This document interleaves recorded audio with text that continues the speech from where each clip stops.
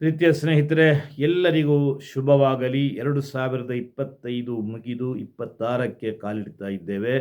2 ದಿವಸದ ನಂತರ ನಾವು ಹೊಸ ವರ್ಷಕ್ಕೆ ಪದಾರ್ಪಣೆ ಮಾಡುತ್ತಿರುವಂತಹ ಈ ಒಂದು ಸುಸಂದರ್ಭದಲ್ಲಿ ಕೆಲವೊಂದು ಸೌಹಾರ್ದತೆಯ ಸಂದೇಶಗಳನ್ನು ನೀಡಲಿಕ್ಕೆ ಬಯಸ್ತಾ ಇದ್ದೇನೆ. ಬಂಧುಗಳೇ, ನಾವು ಅತ್ಯಂತ ವಿಶೇಷವಾದಂತಹ ಒಂದು ದೇಶದಲ್ಲಿ ವಾಸಿಸ್ತಾ ಇದ್ದೇವೆ. ಈ ಜಗತ್ತಿನಲ್ಲೇ ಅತ್ಯಂತ ವೈವಿಧ್ಯಪೂರ್ಣವಾದಂತಹ, ವೈಶಿಷ್ಟ್ಯಪೂರ್ಣವಾದಂತಹ ಹಲವಾರು ಜಾತಿ, ಜನಾಂಗ, ಪಕ್ಷ, ಪಂಗಡ, ಕುಲ, ಗೋತ್ರ, ವರ್ಗ, ವರ್ಣ, ಭಾಷೆ, ಬೇರೆ ಬೇರೆ ರೀತಿಯ ಸಂಸ್ಕೃತಿ ಇರುವಂತಹ ಒಂದು ದೇಶದಲ್ಲಿ ನಾವು ಜನಿಸಿ ಅದರಲ್ಲಿ ಬದುಕಿ ಬಾಳುತ್ತಿರುವುದು ನಮಗೆ ಒಂದು ಹೆಮ್ಮೆಯ ವಿಚಾರ, ಒಂದು ಭಾಗ್ಯದ ವಿಚಾರ ಅಂತ ನಾವು ಗ್ರಹಿಸಬೇಕು. ಈ ಒಂದು ಸಂದರ್ಭದಲ್ಲಿ ಬೇರೆ ಬೇರೆ ಜಾತಿ ಜನಾಂಗದವರ ಮಧ್ಯೆ ಬದುಕುತ್ತಿರುವಾಗ ನಮಗೆ ಕೆಲವೊಂದು ಜವಾಬ್ದಾರಿಗಳು ಇರುತ್ತದೆ ಎಂಬುದನ್ನು ನಾವು ಅರ್ಥ ಮಾಡಿಕೊಳ್ಬೇಕಾಗಿದೆ. ಇವತ್ತು ಮುಸಲ್ಮಾನರ ಬಗ್ಗೆ ಹೇಳುವುದಾದರೆ, ಮುಸಲ್ಮಾನರು ಅಂತ ಹೇಳಿದರೆ ಧರ್ಮದಲ್ಲಿ ಸ್ವಲ್ಪ ಶ್ರದ್ಧಾಳುಗಳು. ಧರ್ಮದ ಬಗ್ಗೆ ಅವರಿಗೆ ಅತೀವ ಕಾಳಜಿ ಇದೆ. ಅದು ಬೇರೆ ಜನಾಂಗದಲ್ಲಿ ಅಷ್ಟು ಕಾಣಲಿಕ್ಕೆ ಸಿಗುವುದಿಲ್ಲ. ಆದರೂ ಕೂಡ ಈ ಒಂದು ಅವರ ಒಂದು ಗುಣವನ್ನು ನಾವು ಒಳ್ಳೆಯ ರೀತಿಯಲ್ಲಿ ಅದನ್ನು ಬಳಸಬೇಕಾಗಿದೆ. ಅವರ ಧರ್ಮ ಜಾಗೃತಿಯನ್ನು ಜನರಿಗೆ ಒಳಿತಾಗುವ ರೀತಿಯಲ್ಲಿ ಅವರಿಗೆ ಸ್ಪಷ್ಟವಾದ ರೀತಿಯಲ್ಲಿ ಮಾರ್ಗದರ್ಶನ ನೀಡಬೇಕಾದ್ದು ನಮ್ಮ ಕರ್ತವ್ಯ ಎಂಬುದರಲ್ಲಿ ಯಾವುದೇ ಅನುಮಾನ ಇಲ್ಲ. ಇವತ್ತು ಅತ್ಯಂತ ದೊಡ್ಡ ಒಂದು ದುರಂತ ಏನಂತ ಕೇಳಿದರೆ, ಮುಸಲ್ಮಾನರ ಇಸ್ಲಾಮಿಕ ಮೂಲ ಗ್ರಂಥ, ಧರ್ಮ ಗ್ರಂಥ ಕುರಾನ್.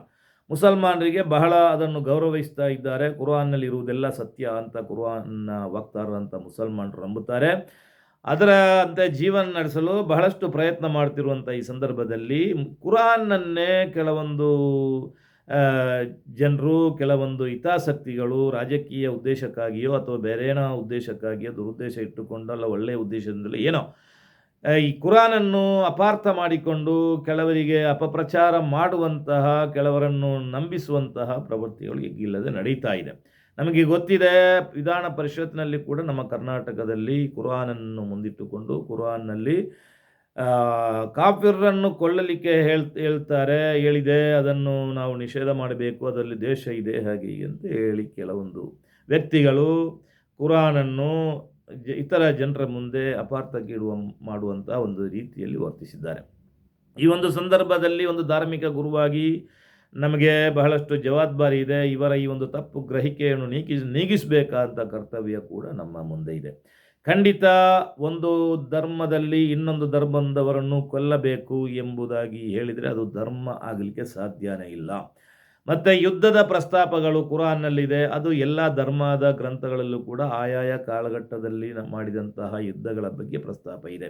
ಅದು ಹಿಂದೂಗಳ ಧರ್ಮ ಗ್ರಂಥ ಆಗಿರ್ಬೋದು, ಕ್ರೈಸ್ತರ ಗ್ರಂಥ ಆಗಿರ್ಬೋದು, ಎಲ್ಲ ಧರ್ಮ ಗ್ರಂಥಗಳಲ್ಲೂ ಕೂಡ ಯುದ್ಧಗಳ ಪ್ರಸ್ತಾಪ ಇದೆ. ಕಳೆದ ವರ್ಷಗಳಲ್ಲಿ 50 ವರ್ಷಗಳಿಗೆ ಮುಂಚೆ ಕೂಡ ನಮ್ಮ ಜಗತ್ತು 1ನೇ ಯುದ್ಧ, ಮಹಾಯುದ್ಧ, 2ನೇ ಮಹಾಯುದ್ಧ, ಹೀಗೆ ದೊಡ್ಡ ದೊಡ್ಡ ಯುದ್ಧಗಳನ್ನು ಕಂಡಿದೆ. ಈಗಲೂ ಕೂಡ ಜಗತ್ತಿನಲ್ಲಿ ಯುದ್ಧಗಳು ನಡೀತಾ ಇದೆ ದೇಶಗಳ ಮಧ್ಯೆ. ನಿಮಗೆಲ್ಲ ಗೊತ್ತಿರಬಹುದು, ಪಾಕಿಸ್ತಾನ ಭಾರತದ ಮಧ್ಯೆ ಯುದ್ಧ ನಡೆದಿದೆ. ಉಕ್ರೇನ್ ರಷ್ಯಾದ ನಡುವೆ ಈಗಲೂ ಯುದ್ಧ ನಡೀತಾ ಇದೆ. ಅಮೇರಿಕದ ಹಿರೋಶಿಮೆಯಲ್ಲಿ ಬಹಳಷ್ಟು ಬಾಂಬುಗಳನ್ನು ಸುರಿಸಿದ್ದು ನಮಗೆಲ್ಲ ಗೊತ್ತಿದೆ. ನಾವೆಲ್ಲ ಅದರ ಬಗ್ಗೆ ನಾವು ವಿಚಾರ ಮಾಡಿದ್ದೇವೆ, ಎಲ್ಲರಿಗೂ ಗೊತ್ತಿರುವಂಥ ವಿಚಾರ. ಹೀಗೆ ಯುದ್ಧಗಳು ಮನುಷ್ಯ ಹುಟ್ಟಿದಾಗಿಂದಲೇ ನಡೀತಾ ಇದೆ. ಹಾಗೆ ಕುರ್ಆನ್ ಅವತರಿಸುವಂತಹ ಸಂದರ್ಭದಲ್ಲಿ ಯುದ್ಧ ನಡೀತಾ ಇತ್ತು, ಆ ನಂತರ ಯುದ್ಧ ನಡೆದಿದೆ. ಆದರೂ ಕೂಡ ಅದೊಂದು ಧರ್ಮದ ಆಧಾರದಲ್ಲಿ ಅಲ್ಲ, ಇತರ ಧರ್ಮೀಯರನ್ನು ಕೊಲ್ಲಬೇಕು ಎಂಬ ಉದ್ದೇಶ ಇಟ್ಟುಕೊಂಡು ಯುದ್ಧ ನಡೆದದ್ದಲ್ಲ. ಅವರವರ ಸ್ವಂತ ಧರ್ಮದ ಆಚಾರ ವಿಚಾರಗಳನ್ನು ಮಾಡಲಿಕ್ಕೆ, ಅವರ ಆಚಾರ ವಿಚಾರ ನಂಬಿಕೊಂಡು ಅದನ್ನು ಅನುಷ್ಠಾನ ಮಾಡಲಿಕ್ಕೆ ಬಿಡದಂತಹ ಸಂದರ್ಭದಲ್ಲಿ, ಮುಸಲ್ಮಾನರಿಗೆ ಅನ್ಯಾಯ ಸಗಿದ ಸಂದರ್ಭದಲ್ಲಿ, ಆವತ್ತಿನ ಕಾಲದಲ್ಲಿ ಅನಿವಾರ್ಯವಾಗಿ ಈ ಯುದ್ಧವು ನಡೆದು ಹೋಗಿದೆ. ಆ ಸಂದರ್ಭದಲ್ಲಿ ಸಂದೇಶ ನೀಡಿದಂತಹ ಪವಿತ್ರ ಕುರ್ಆನ್ ಮೂಲಕ ಪ್ರವಾದಿಯವರಿಗೆ, ಅಂದಿನ ಜನರಿಗೆ, ಮುಸಲ್ಮಾನರಿಗೆ ನೀಡಿದಂತಹ ಸಂದೇಶಗಳನ್ನು ಇವತ್ತಿನ ಕಾಲಕ್ಕೆ ನಮ್ಮ ಭಾರತಕ್ಕೆ ಅಪ್ಲೈ ಮಾಡಿಕೊಂಡು ಅದಕ್ಕೆ ಅನ್ವಯ ಮಾಡಿಕೊಂಡು ಪ್ರಚಾರ ಮಾಡುವುದಂತ ಹೇಳಿದರೆ ಅದು ಖಂಡಿತ ತಪ್ಪು. ನಮ್ಮ ದೇಶದಲ್ಲಿ, ಭಾರತದಲ್ಲಿ ಇವತ್ತು ಶಾಂತಿಯುತವಾದಂಥ ವಾತಾವರಣ ಇದೆ, ಬಲಿಷ್ಠವಾದಂಥ ಒಂದು ಸಂವಿಧಾನವಿದೆ. ಆ ಸಂವಿಧಾನದ ಅಡಿಯಲ್ಲಿ ಎಲ್ಲ ಜಾತಿ ಮತ ಧರ್ಮದವರಿಗೆ ಅವರವರ ಆಚಾರ ವಿಚಾರಗಳನ್ನು ಪಾಲಿಸುವಂಥ ಸ್ವಾತಂತ್ರ್ಯ ಇದೆ.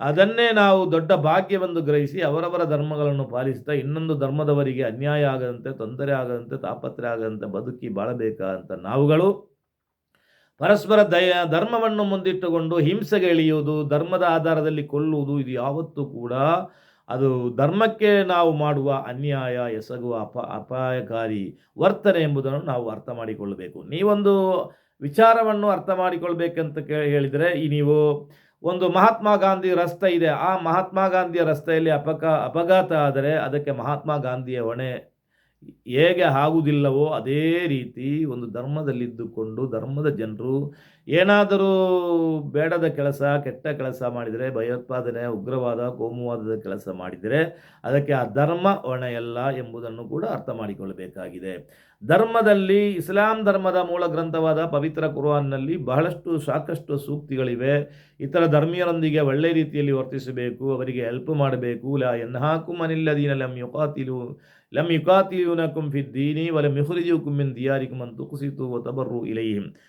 ಅಂತ ಹೇಳಿದರೆ, ನಿಮ್ಮೊಂದಿಗೆ ಯುದ್ಧ ಘೋಷಣೆ ಮಾಡದಂತಹ, ನಿಮ್ಮೊಂದಿಗೆ ಸಮಾಧಾನದಲ್ಲಿ ಶಾಂತಿಯಲ್ಲಿರುವಂತಹ, ನಿಮ್ಮನ್ನು ವಿರೋಧಿಸಿದಂತಹ